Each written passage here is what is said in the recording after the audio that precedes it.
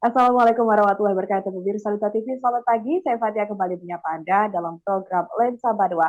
Di mana kita pada hari ini akan bicara soal bijak bereaksi atas putusan sengketa Pilpres. Hari ini 22 April 2024 akan dijadwalkan adanya putusan. Karena kita tahu drama Pilpres belum berakhir. Setelah adanya gugatan PHPU 2024 yang dilayangkan oleh pasangan calon 01 dan juga 03 kepada 02 kemarin begitu, bahwasanya menurut mereka menilai Pilpres ini katakanlah hasil Pilpres harus dibatalkan dan juga harus dilakukan pemungutan suara ulang. Untuk itu kita akan sama-sama mendengarkan pandangan dari Dewan Redaksi Bapak Dr. Saipudin S. Saibal. Assalamualaikum Pak Saipudin, apa kabar? Waalaikumsalam warahmatullahi wabarakatuh. Alhamdulillah kabar baik ya, Fatia dan pemirsa Data TV. Seperti yang Fatia katakan tadi di Mhm. Lensa Buana kita pagi ini, tepat memang tanggal 22 April ini, rencana memang sesuai agenda yang ditentukan atau disebarkan juga infonya oleh Mahkamah Konstitusi. Hari ini ada agenda pembacaan putusan ya dari perkara perselisihan tentang pemilu presiden yang diajukan atau yang digugat oleh pasangan 01 dan pasangan 03. Baik. Jadi ini satu hari yang hari ini sebenarnya banyak sekali juga ditunggu oleh masyarakat kita di Indonesia, termasuk di Banua kita di Kalimantan Selatan.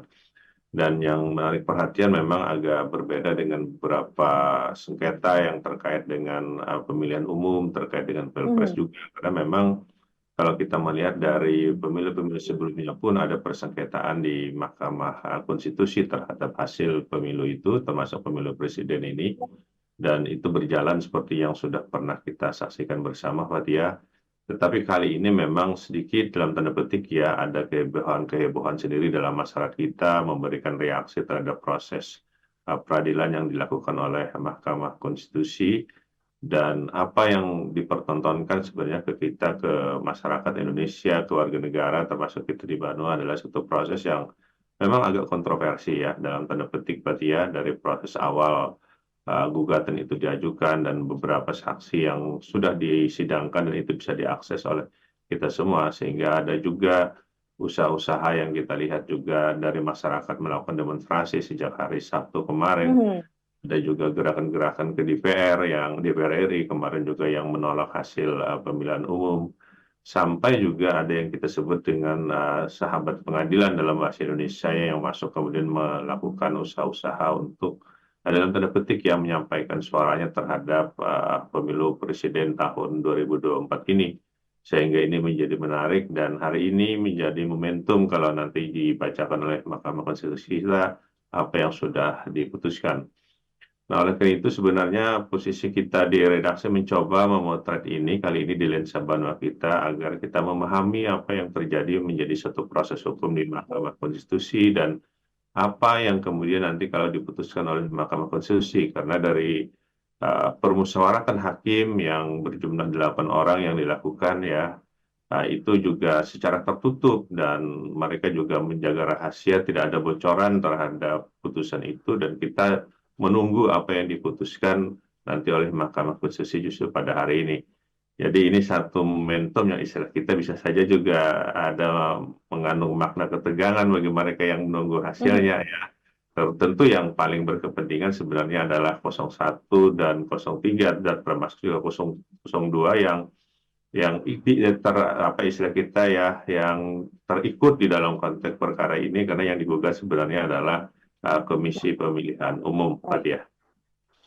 Baik, menarik begitu. Kita tunggu saja hari ini 22 April keputusannya begitu ya Pak ya. Dia juga akan ramai diperbincangkan masyarakat ataupun netizen Pak di media sosial. Karena kan kita tahu kemarin ketika keputusan KPU kurang lebih 1 bulan yang lalu itu diumumkan, itu kan juga banyak Pak riak-riak yang ramai diperbincangkan di media sosial begitu. Karena anggap saja banyak masyarakat yang menolak, banyak juga masyarakat yang menerima. Kalau kita bicara soal sahabat pengadilan, ya salah satunya adalah Megawati Soekarno Putri begitu Pak ya, yang juga ramai nih Pak diperbincangkan di media sosial. Ada sebagian masyarakat yang tahu, ada juga sebagian masyarakat yang bahkan tidak tahu. Seperti apa sih Pak sahabat pengadilan itu sendiri? Ya, Pak Tia dan pemirsa Dunia TV ya, dalam konteks hukum yang di negara kita di Republik Indonesia ini ya, Pak Tia, Hmm. memang satu proses pengadilan itu kan itu sebenarnya menjadi satu kesepakatan kita yang sudah dituangkan dalam peraturan perundang-undangan yang kita sebut dengan undang-undang tentang kekuasaan kehakiman yang ada di Indonesia atau pokok-pokok kekuasaan kehakiman yang ada di negara kita ini. Jadi ada beberapa lembaga peradilan yang ada di kita ya kalau terjadi persengketaan atau perselisihan di dalam masyarakat. Dalam paradigma-paradigma yang sering kita bahas, Fatia, ya, memang ada konflik di dalam masyarakat dan ada kesepakatan untuk menyelesaikan konflik itu. Sehingga dalam konteks paradigma konsensus, ya, dalam masyarakat yang beragam, maka konflik itu mesti diselesaikan nanti dalam hal lembaga yang disebut dengan lembaga pengadilan. Nah, ada lembaga pengadilan kita ya, Fatia, yang salah satu adalah mengadili yang diberi kewenangan pengujian undang-undang terhadap undang-undang dasar, itu ada Mahkamah Konstitusi, kemudian ditambah lagi kewenangannya terkait juga dengan perselisihan terhadap pemilihan umum, juga dilakukan oleh Mahkamah Konstitusi. Nah, pemilihan umum itu kan nanti bisa pemilihan yang terkait dengan kepala daerah, terkait dengan presiden dan wakil presiden, terkait juga pemilihan legislatif di kita. Nah, kewenangan yang ada pada Mahkamah Konstitusi ini memang dia juga terikat dalam tanda petik yang sesuai dengan aturan perundang-undangan yang kita sebut dengan hukum acaranya. Hukum acara itu berarti adalah bagaimana orang nanti kalau suatu saat mengajukan sengketa ke Mahkamah Konstitusi, baik itu dalam konteks judicial review terhadap undang-undang pada undang-undang dasar, ataupun terhadap perselisihan dalam konteks pemilihan umum ini. Nah, yang menarik itu ya, Fatia, kan semua udah diatur secara hukum acara karena memang ada pihak yang menggugat, ya, yang kita tahu bahwa dalam perselisihan pemilu presiden ini yang menggugat kan pasangan 01 dan pasangan 03. Ada yang digugat, yaitu adalah penyelenggara pemilihan umum itu sendiri, KPU. Tetapi ada juga pihak yang terkait, ya, yang tertarik dalam gugatan itu, ya, termasuk di sini adalah pasangan 02. Nah, dalam konteks inilah lalu kemudian ada proses tahapan di mereka setelah mengajukan gugatan, ya, kalau kita bisa ringkas itu berarti lalu kemudian ada proses pembuktian. Nah, proses pembuktian inilah mereka kemudian menghadirkan sejumlah saksi, ya, baik itu saksi yang bersifat saksi fakta ataupun saksi yang disebut dengan saksi ahli di situ. Nah, masing-masing pihak mengajukan di dalam proses ini, ya, Fatia, termasuk yang menjadi unik sebenarnya juga di dalam sidang kali ini ada saksi yang juga diminta hadir atas ketetapan pengadilan atau ketetapan hakim Mahkamah Konstitusi yang melibatkan atau diminta kemarin 4 menteri untuk memberikan keterangan pada satu proses persidangan itu. Nah, nanti dari keterangan saksi-saksi inilah, lalu kemudian ya sebagai satu bukti nanti yang diajukan untuk memvalidasi bukti-bukti yang diajukan dalam gugatan mereka dalam sistem pembuktian yang ada dalam proses berperkara, itu kemudian nanti dipertimbangkan oleh Hakim Mahkamah Konstitusi untuk memberikan putusan terhadap gugatan. Secara umum memang dalam hukum acara siapa yang mendalilkan sesuatu, ya, itu kemudian dia harus membuktikan apa yang didalilkan itu. Tapi nanti juga dalam proses perdebatan yang kemarin juga dari para ahli, ya tentu saja dari 01 dan 02 sebagai penggugat juga meminta agar pembuktian itu juga bisa dilimpahkan kepada pihak lain dalam konteks ini juga KPU. Nah, ini perdebatan ini menjadi ramai ya, karena ada juga dalam kajian-kajian keilmuan hukum juga di situ terkait juga dengan etika yang dikemukakan banyak, ya, sehingga kemudian dia juga dalam tanda petik ya, berarti ya terjadi kontroversi-kontroversi. Tetapi apapun juga, sebenarnya kontroversi itu nanti akan dipertimbangkan oleh hakim, termasuk apa yang kita sebut dengan sahabat pengadilan ini. Karena dalam sistem hukum kita memang tidak mengenal adanya sahabat pengadilan ini, ya, Fatia, tetapi dalam sistem hukum Anglo-Amerika, ya, atau negara-negara common law itu mengenal dengan yang disebut dengan sahabat pengadilan. Nanti kita coba lihat secara sistem sebenarnya di mana pengaruh sahabat pengadilan ini dalam konteks ya nanti proses atau persidangan. Nah, sehingga nanti dalam kajian-kajian hukum memang dia ada masuk dalam kajian-kajian hukum di negara-negara common law atau negara-negara Anglo-Amerika itu ada yang kita sebut dengan sahabat pengadilan dalam konteks nanti menyuarakan apa yang menjadi kehendaknya atau yang menjadi pemikirannya untuk dipertimbangkan dalam satu proses peradilan. Tentu, nah, ini juga sebenarnya walaupun tidak dikenal sesungguhnya dalam sistem hukum kita, ini juga menjadi menarik perhatian dalam hal proses peradilan di Mahkamah Konstitusi sekarang ini. Karena terakhir kan Megawati kemarin juga mengajukan sahabat pengadilan itu, Fatia. Baik, menarik begitu Pak ya, proses yang panjang dan pada hari ini finalnya begitu. Sebelum final Pak, nanti kita juga akan membahas sikap bijak apa yang bisa dilakukan masyarakat. Tapi di sisi lain Pak, sebelum kita jeda ke segmen kedua, Mahkamah Konstitusi ini katakanlah tidak semua masyarakat percaya Pak. Kalau kita lihat begitu ya, banyak sekali postingan-postingan, banyak sekali omongan-omongan, banyak sekali opini-opini yang beredar di masyarakat, ketidakpercayaan terhadap putusan ataupun dari Mahkamah Konstitusinya ini sendiri. Ini kan menjadi salah satu masalah juga. Seperti apa mungkin di segmen kedua saja, tetaplah bersama kami dalam program Lensa Padua.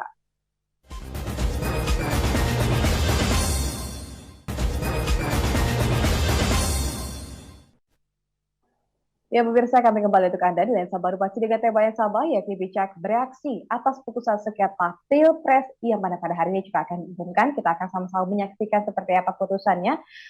Semoga saja masyarakat Indonesia bisa membuka mata secara lebar begitu terhadap putusan final yang diumumkan oleh Mahkamah Konstitusi. Tapi di sisi lain, Pak, saya ke instansinya terlebih dahulu begitu. Tidak semua masyarakat percaya terhadap lembaganya, Pak.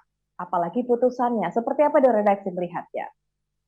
Ya, Fatia dan pemirsa TV memang seperti yang kita sampaikan ya kita sorot di segmen pertama tadi, lembaga Hmm. peradilan itu sebenarnya suatu lembaga yang resmi, lembaga yang formal, yang diadakan dalam konteks masyarakat kita dalam paradigma konsensus ya, untuk menyelesaikan perkara kalau memang ada persengketaan. Jadi dia sebagai satu lembaga formal sebenarnya dia punya otoritas ya, dia punya otoritas, punya kewenangan untuk menyelesaikan sengketa. Dalam konteks negara hukum, ya memang ini yang kita sebut dengan penyelesaian akhir dari satu proses persengketaan. Karena memang dalam konteks sosial, kita punya lembaga-lembaga penyelesaian sengketa secara sosial, tetapi dalam Mhm. konteks hukum, ya negara hukum, kita punya juga lembaga formal untuk menyelesaikan sengketa kalau memang di masyarakat ada sengketa termasuk yang terkait dengan pemilihan umum ini, yang memang menurut undang-undang itu punya kewenangan yang disebut dengan kewenangan oleh Mahkamah Konstitusi Mahkamah Konstitusi kita, Pak ya. Jadi kan ada lembaga peradilan umum kita yang kita sebut dengan pengadilan negeri, pengadilan tinggi, ada Mahkamah Agung, ada pengadilan tata usaha negara, ada peradilan agama. Jadi kita punya juga lembaga peradilan yang kita sebut dengan Mahkamah Konstitusi ini. Jadi kalau Mhm. kita bicara kelembagaan, ya memang kita tidak bisa menafikan eksistensi tentang lembaga peradilan yang kita sebut dengan Mahkamah Konstitusi ini. Nah, oleh karena itu sebenarnya Fatia ya dalam konteks negara hukum diikuti juga yang kita sebut dengan ketundukan terhadap hukum. Jadi the role of law itu akan diikuti oleh under by law. Nah, semua masyarakat ya mesti senang atau tidak senang, suka atau tidak suka ya memang harus tunduk dan mengikuti prosedur formal dalam Mhm. konteks negara hukum, yaitu adanya eksistensi Mahkamah Konstitusi ini. Oleh karena itu sebenarnya sudah tepat apa yang dilakukan oleh pasangan 01 dan 02 pada saat dia tidak sepakat terhadap hasil yang dikeluarkan oleh KPU dalam proses pemilihan umum yang menurut undang-undang dia bisa mengajukan ke Mahkamah Konstitusi terhadap Mhm. Baik. perselisihan pemilihan umum itu. Jadi tepat ini yang sudah dilakukan dalam konteks negara hukum. Nah, kalau kemudian orang mempersoalkan lagi lembaga ini, tentu kan tidak akan ada habis-habisnya karena bicara tentang Mhm. kepuasan di dalam masyarakat, ya kepercayaan di Baik. dalam masyarakat tentu beragam. Dalam bahasa-bahasa filsafat hukum itu sebenarnya Fatia, kalau ada orang Mhm. sengketa, kalau ada orang bermasalah di bidang hukum itu kan tentu dia akan memperjuangkan kebenaran yang dia yakini benar. Jadi nggak ada Mhm. orang yang istilah kita hakim itu mengadili antara yang salah dan yang benar, nggak. Karena kalau mengadili antara yang salah dan benar itu mudah, tentu akan memenangkan yang benar Benar. daripada yang salah. Tetapi dalam proses hukum itu berarti ya pasti akan mengadili adalah yang benar dan yang benar di situ. Jadi hakim Mhm. itu mempertimbangkan kebenaran pihak yang satu dan kebenaran pihak yang lain. Jadi nggak ada mereka mengajukan dan masyarakat bisa menyaksikan ya termasuk di Banua kita ini supaya kita paham juga yang diperjuangkan mereka itu kebenaran menurut versi mereka. Kebenaran Mhm. menurut versi 01, kebenaran Dan menurut kosong versi tiga. 03, kebenaran yang pihak terkait ya yang dikemukakan oleh pihak 02 dan kebenaran juga oleh yang termohon, yang tergugatnya adalah pihak KPU. Jadi ini ada 4 kebenaran yang dipertimbangkan oleh Mahkamah Konstitusi kita, berarti ya. Nah, oleh karena itu, mana kebenaran nanti yang paling bijaksana ya yang akan dipertimbangkan oleh Majelis Hakim Mahkamah Konstitusi ini. Jadi oleh karena itu yang harus kita lakukan nanti juga sebenarnya sebagai anggota masyarakat bukan kita tidak mempercayai proses peradilan, tapi Mhm. bagaimana kemudian pengadilan itu Mahkamah Konstitusi nanti memutus di antara empat kebenaran ini, kebenaran mana yang dipilih untuk menjadi bijaksana. Bisa dia memilih kebenaran 01, 02, 03, ataupun KPU. Atau kemudian dia mengemukakan pendapat-pendapat lain untuk menunjukkan putusannya dari menilai empat kebenaran yang dikemukakan itu. Inilah yang paling sulit dalam tanda petik ya dalam proses yang belajar hukum itu kita hakim itu memutus di antara kebenaran-kebenaran yang mereka dalilkan itu. Nah, sehingga yang harus kita lakukan Fatia sebenarnya adalah apa yang menjadi putusan Mahkamah Konstitusi itu tentu saja nanti bisa saja kebenarannya lebih berpihak kepada penggugat, bisa saja juga Mhm. kebenarannya lebih berpihak kepada pihak tergugat, ya atau kemudian pihak yang terkait dalam konteks itu. Makanya semakin banyak orang kemudian mengungkapkan pendapatnya terhadap kasus itu sebenarnya makin baik bagi Mahkamah Konstitusi untuk mempertimbangkan berbagai aspek dalam putusannya itu. Dalam kajian-kajian hukum, dia bisa lebih tepat juga mempertimbangkan sisi keadilan dan keadilan bagi siapa. Bisa saja juga mempertimbangkan nilai-nilai keadilan kebermanfaatannya bagi bangsa dan negara ini, ya. Bisa saja juga dia mempertimbangkan asas-asas kepastian di dalam hukum itu agar tidak terjadi permasalahan ini secara terus-menerus di dalam masyarakat kita. Jadi dimensi ketiga hal itu dalam nilai-nilai dasar hukum itu masih dipertimbangkan antara nilai Mhm. keadilan dan keadilan itu pun keadilan bagi siapa yang bagi mereka Baik. yang mengatakan ya adil menurut versi mereka masing-masing nanti lalu kemudian kebermanfaatannya di dalam konteks kehidupan berbangsa dan bernegara kita itu juga akan dipertimbangkan oleh mereka ya bagaimana juga lalu kemudian melihat prinsip-prinsip yang sudah diatur dalam perundang-undangan kita terhadap satu proses itu. Maka tiga hal ini tentu akan bergejolak dalam tanda petik ya bagi hakim untuk memilih ya dalam konteks itu. Nah, oleh itu sebenarnya apapun yang diputuskan oleh hakim itu gambaran daripada refleksi mereka menginternalisasi nilai-nilai dasar itu, mempertimbangkan semua yang kemudian dikemukakan dan pendapat ahli dalam proses Mhm. persidangan, sampai mereka nanti mengambil kesimpulan. Apakah kemudian di mereka itu memberikan putusan yang seperti apa? Dan pada saat putusan itu dibacakan oleh mereka, tentu ini yang harus kita terima sebagai satu kenyataan dalam konteks hukum. Karena kalau sudah Baik. diputuskan, konsekuensinya Fatia dan pemirsa dari TV itu menjadi putusan. Kalau sudah putusan, mesti Mhm. kita terima ya untuk itu. Jadi sebenarnya menurut kita nggak ada istilah kita lagi suka atau tidak suka, menolak atau kita menerima putusan itu. Itulah realitas hukum kita. Kalau bicara puas dan ketidakpuasan, tentu nanti akan ada. Bahkan sebelum putusan aja dikeluarkan, kan orang sudah juga tidak merasa Mhm. puas terhadap lembaga peradilannya. Ya, ini kan juga Ya. dengan dalam tanda petik ya, kalau kita yang belajar hukum tentu kita harus menghargai apapun yang diputuskan oleh pengadilan, Pak ya. Baik, suka atau tidak suka, setuju atau tidak setuju ya Pak ya, puas atau tidak puas, mau tidak mau kita juga harus menerima segala putusan dari Mahkamah Konstitusi yang mana finalnya pada hari ini 22 April 2024 sambil menunggu nih Pak detik-detik menjelang pengumuman putusan ini sendiri. Apa mungkin dilakukan masyarakat? Mungkin kalau saya pikir sebentar lagi kan ada pilkada di November 2024 dan saat ini sudah di April. Saya rasa masyarakat belum move on, Pak, dari pilpres ke pilkada dan hanya berkutat pada pilpres. Apa yang mungkin bisa dilakukan? Kita ulas lagi di segmen ketiga, Pak. Tetaplah bersama kami dalam program Lensa Manoa.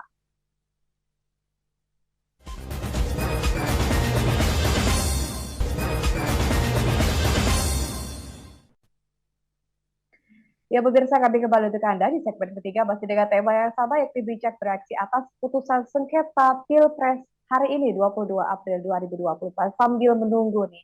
Karena kan sudah dijadwalkan begitu ya, ketika sudah ada putusan, biasanya ada potongan-potongan video yang beredar di media sosial. Saya pikir masyarakat Indonesia, masyarakat Banua ini belum move on ke pilkada, Pak. Karena kan mereka masih berkutat dengan Pilpres, dengan sebagian masyarakat yang tidak terima dengan hasil keputusan KPU dan hari ini adalah dari putusan Mahkamah Konstitusi. Seperti apa mungkin Pak yang bisa dilakukan masyarakat agar bisa move on ke pilkada di depan mata yang dekat dengan kita begitu?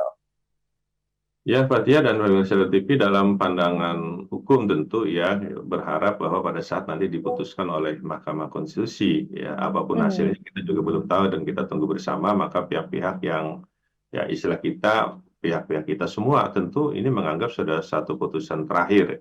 Ya, kita bisa menerima yang Fathia katakan tadi, baik kita suka atau tidak suka, setuju atau tidak setuju terhadap putusan itu, tentu sebagai satu putusan yang terakhir, kita harus menerimanya.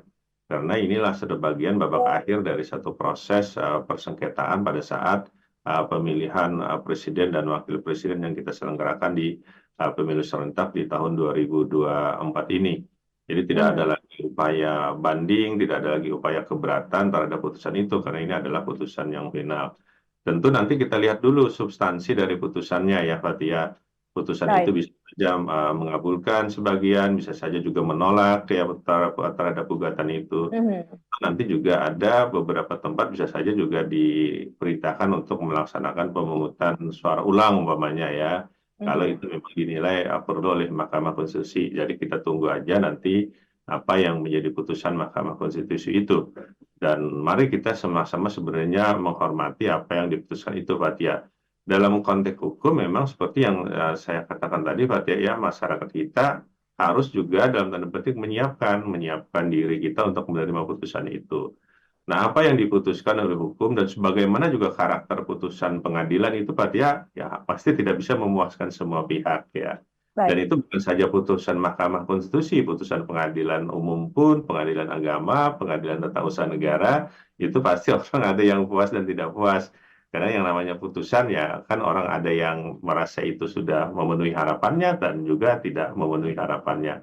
Apalagi kalau kita melihat dalam konteks sosial ada perbedaan cara pandang kita terhadap kebenaran dan keadilan itu. Apa sih kebenaran dan keadilan dari cara pandang kita tentu saja juga sangat beragam dan sangat berbeda. Yang harus kita internalisasi sebenarnya nilai-nilainya dalam kehidupan masyarakat kita, pada termasuk siapapun ya dalam konteks kehidupan berbangsa dan bernegara ini. Ya, ada keadilan, ada kebenaran yang kita yakini, tetapi juga ada kebenaran dan keadilan yang diyakini oleh orang lain. Yang harus Hmm. kita pahami seperti itu, Fatia ya. Kalau kita kemudian menyandarkan kepada pandangan kita saja, sementara kalau ada perbedaan terhadap kebenaran dan keadilan, kita kemudian menyalahkan orang lain, itu yang menjadi problem.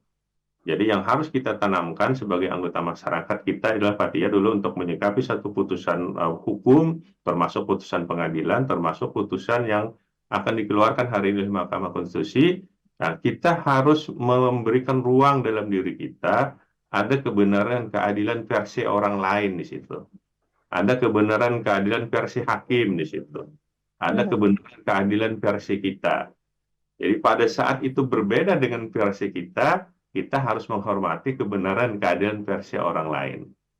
Ya, oleh itu ini yang harus kita pahami secara bersama-sama. Jadi jangan nanti kita mengambil satu sikap pada saat itu berbeda dengan nilai keadilan dan kebenaran versi kita menganggap salah Menganggap. versi kebenaran Hmm. keadilan orang lain itu.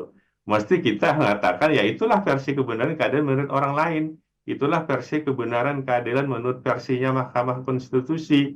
Ya, sehingga kita bisa menerima ya, ada membuka ruang penerimaan di dalam diri kita dalam kehidupan masyarakat.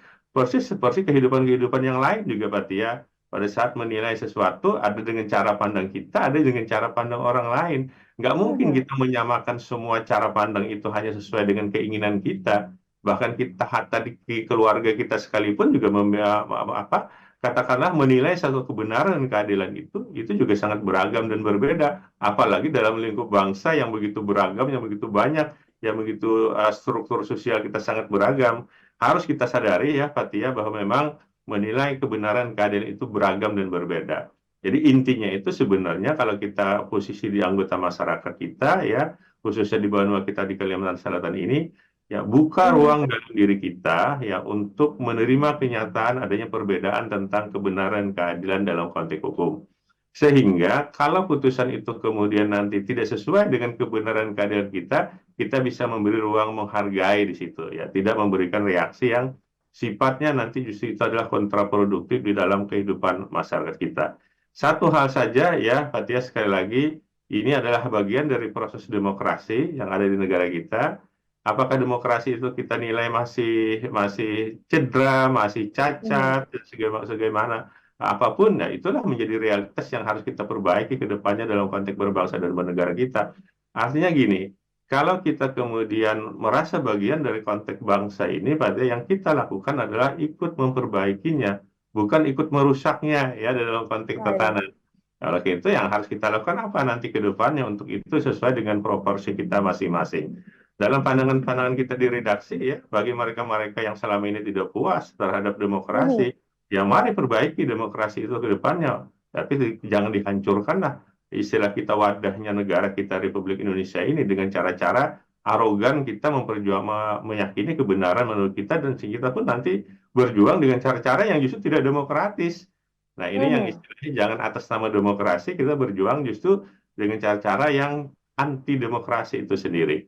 Ini harapan kita ya, Fatia, kepada masyarakat kita sehingga ya mereka yang mempunyai pengetahuan terhadap hukum tentu ya istilah kita bukan tidak tahu, inilah yang sebenarnya terjadi dalam konteks kehidupan kita sehingga masyarakat jangan dikorbankan dibawa kepada alur-alur pergerakan yang justru menjadi kontraproduktif. Apalagi yang Fatia katakan tadi nanti karena ini adalah pemilu serentak tahun 2024 ya, itu kemudian akan diikuti juga oleh pemilihan kepala daerah secara serentak yang progresnya itu agendanya mulai berjalan bulan Juni ini.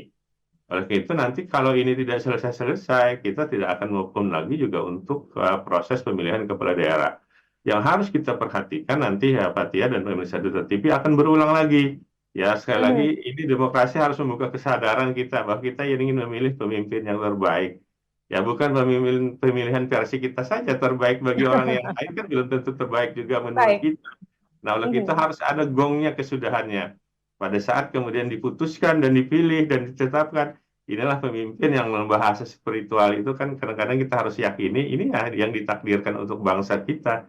Ya, oleh karena itu suka tidak suka yang harus kita terima. Toh ada proses yang dinilai curang, dinilai salah. Mhm. Ayo kita perbaiki sama-sama proses itu sehingga nanti ke depannya akan lahir pemimpin-pemimpin yang sesuai dengan harapan kita. Itu pun juga relatif. Nanti sesuai dengan harapan kita itu kan siapa tokohnya, siapa orangnya, dari golongan mana, dan itu akan tentu saja seterusnya berbeda di kita, Fatia.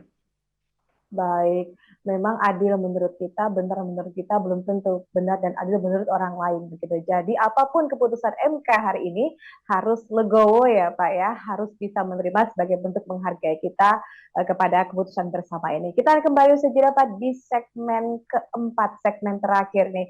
Kita tahu Pak ketika ada hal yang tidak disukai atau mungkin disebut sengketa kan bisa ada jalurnya begitu ya. Di Mahkamah Konstitusi ini juga menjadi gambaran Pak untuk pilkada karena kalau pilkada kita merasa dekat dengan bakal calonnya, dengan calonnya sendiri, dengan orang yang akan memimpin Banua kita begitu. Usai jeda tetap bersama kami dalam program Lensa Banua.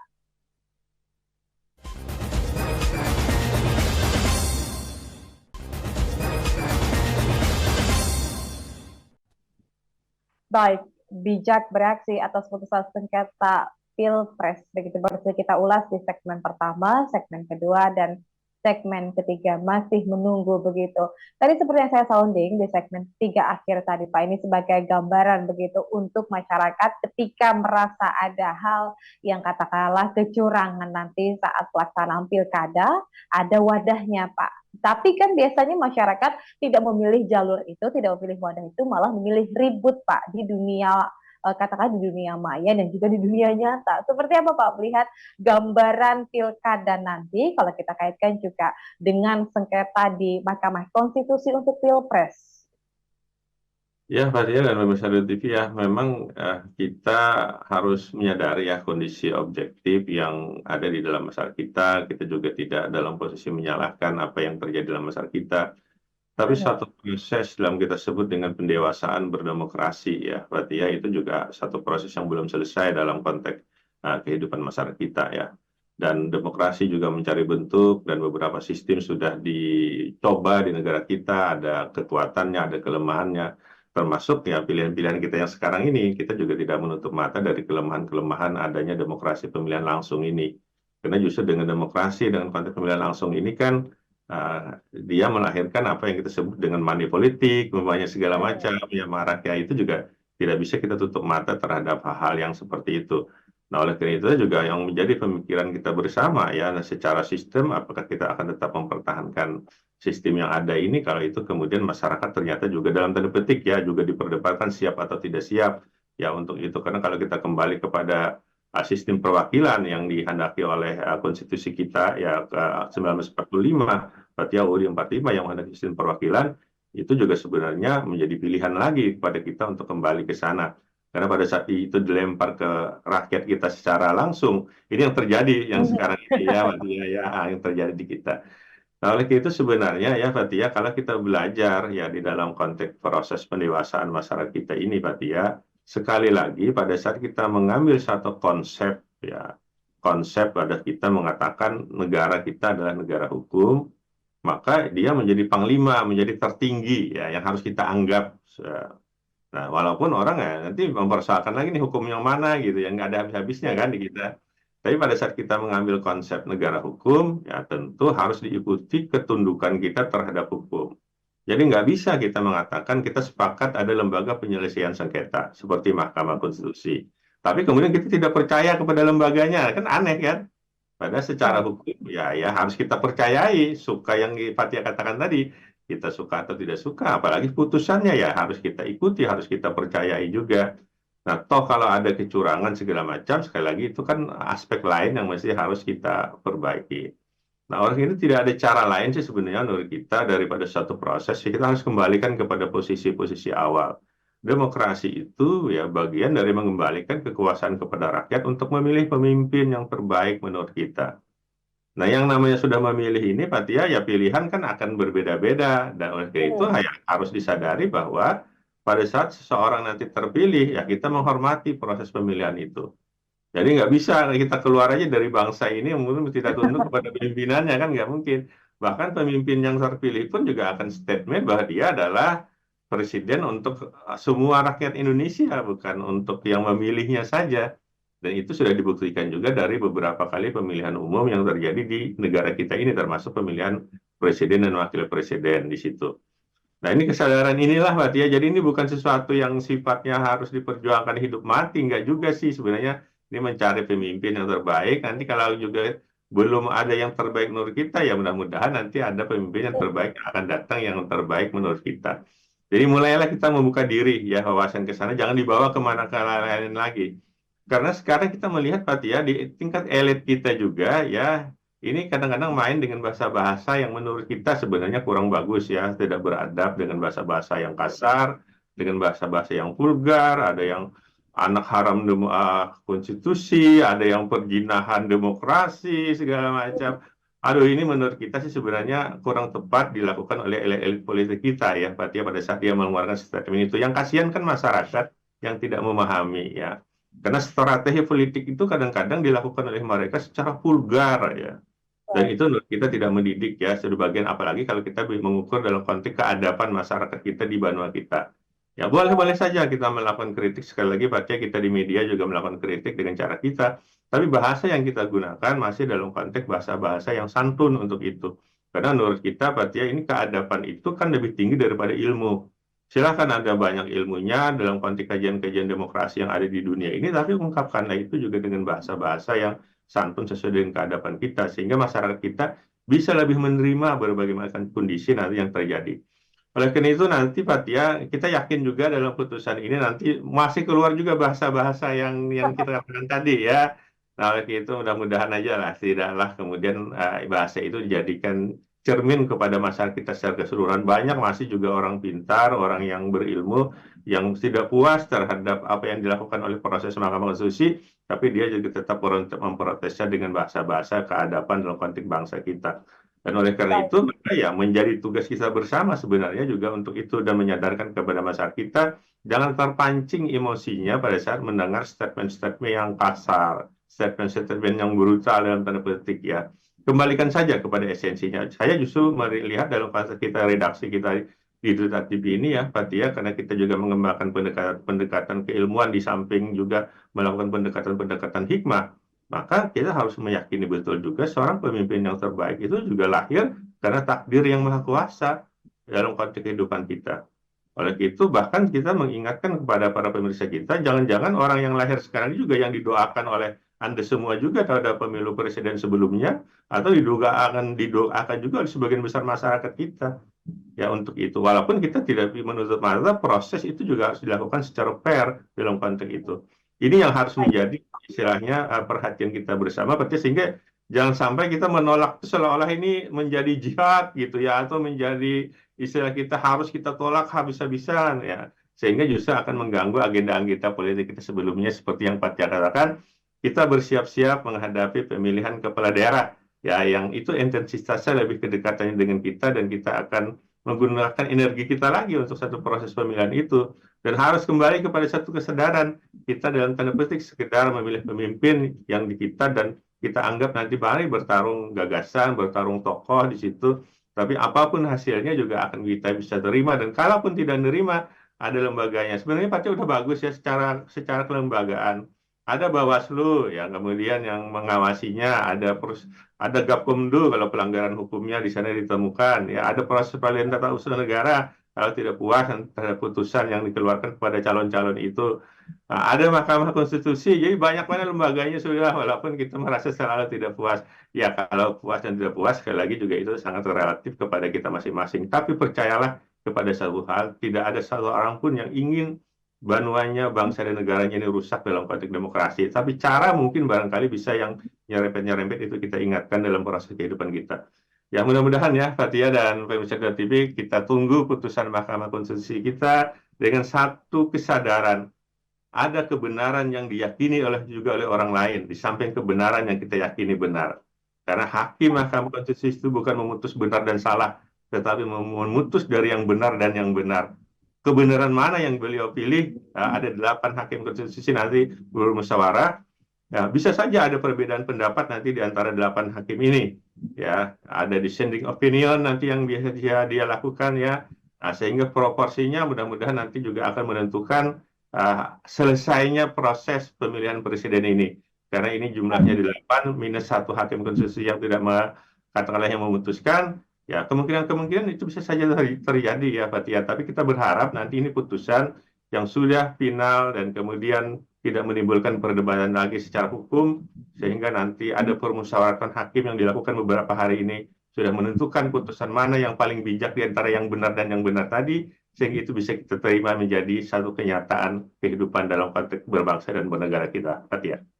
Baik, luar biasa. Apapun keputusannya hari ini di 22 April nanti dijadwalkan, kita harus menerima, kita harus legowo. Begitu kita tunjukkan masyarakat Indonesia itu adalah masyarakat yang santun, masyarakat yang ramah dan juga religius. Terima kasih Bapak Dr. Saiful Saibah telah berbagi di Lensa Banua kali ini dengan tema yang sangat menarik, yakni bijak bereaksi atas putusan sengketa Pilpres. Akhir kata saya Fatia, wakil kerabat kerja yang bertugas, mengucapkan terima kasih atas kebersamaan Anda dan sampai jumpa. Wassalamualaikum warahmatullahi wabarakatuh.